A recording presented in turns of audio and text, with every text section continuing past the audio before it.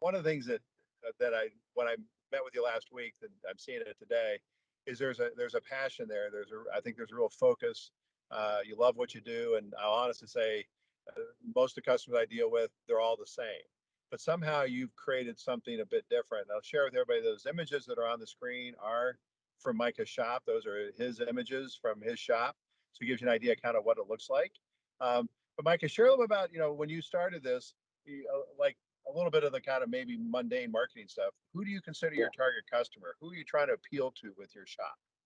Yeah. So I wanted to appeal to, I'm in Vernal Heights, which is a relatively young community.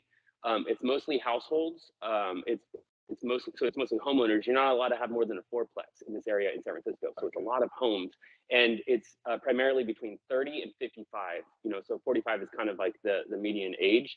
So I didn't just randomly pick this place either. I've been trying to be very smart about this whole process, and I did a lot of research. I looked at where all the other shops are. I ran two shops here in the city for the last 8 years. So I have a pretty good sense of the marketplace and of the clientele. And I was looking around, and there's such a need here. Yeah. I've worked at shops where people come in with kids and they're like, oh, stand by me, stand by me. No, no, no, no, no, no, don't touch. And this isn't that Yeah. kind of shop. I have my seating area, like, where it's very comfortable here, and kids can play. There's two or three different ones. Another one in Houston on the right there, Jay's Frames. Again, just an interesting way to display the samples. Everybody has a different way of doing it.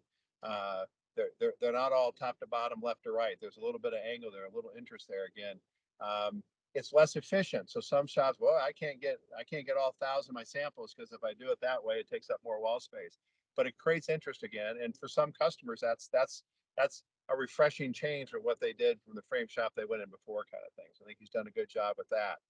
Um, Up on the left top there, Hawthorne Gallery, they've interspersed some samples of their work in with their samples of the molding.